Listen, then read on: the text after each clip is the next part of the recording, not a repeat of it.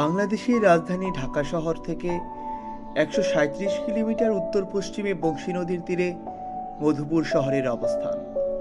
এটি টাঙ্গাইল জেলায় অবস্থিত।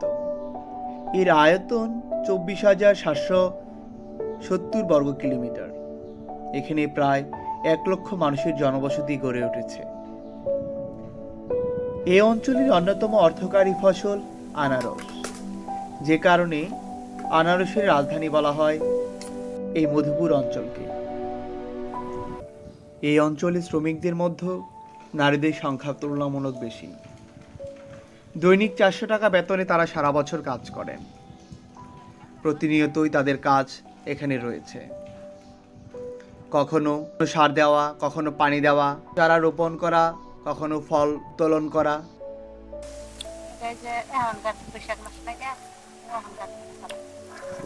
আবার তুলে হলাবো ৩ মাসে পরে আগুন মাসে এটা তুলে হলাম।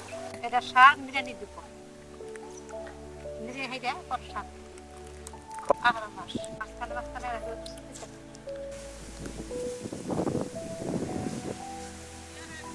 আবার যে কষ্ট ফুললো না, আবার ফুলবো কামলা নাকবো, বাঁচবো কামলা নাকবো, আবার যে বাগান সার দিব কামলা নাকবো, ঝুরবো সব সময় নাকবো।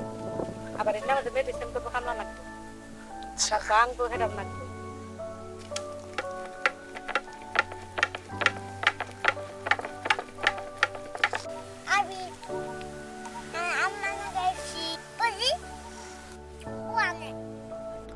লাল মাটির উঁচু নিচু টিলা জুড়ে বিস্তীর্ণ ভূমিতে ছড়িয়ে ছিটিয়ে আছে বিভিন্ন জাতের আনারসের চাষ।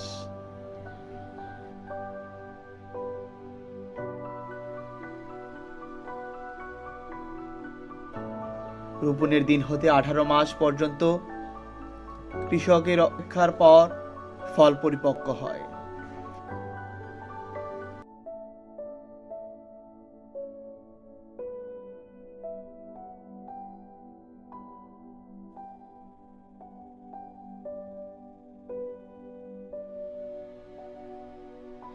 এই অঞ্চলের মানুষ ঘরের আঙিনা, বাগান কিংবা কবরস্থানের পাশেও আনারসের চাষাবাদ করে থাকেন।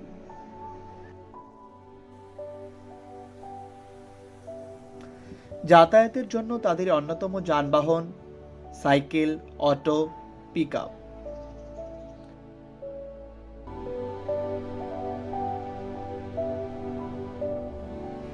সারা মাসের পরিশ্রম ও আর্থিক সচ্ছলতার জন্য কৃষক এগুলো নিয়ে বাজারে যায়।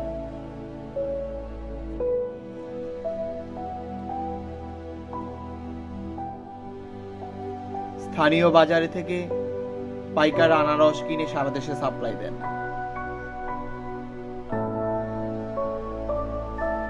আনারস এবং কলার অন্যতম বিক্রয় কেন্দ্র হচ্ছে জলছত্র বাজার এবং গারো বাজার।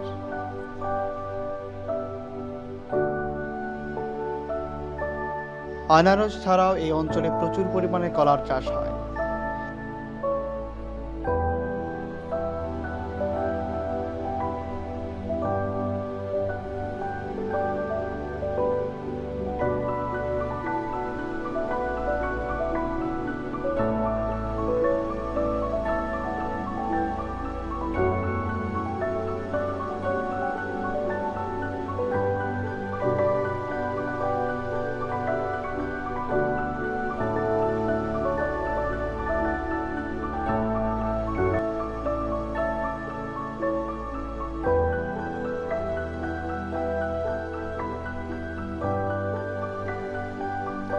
ট্রাক, মাহিন্দ্রা, পিকআপ ইত্যাদি যানবাহন করে মধুপুর শহরের আনারস সারা দেশের মানুষের কাছে পৌঁছে যায়।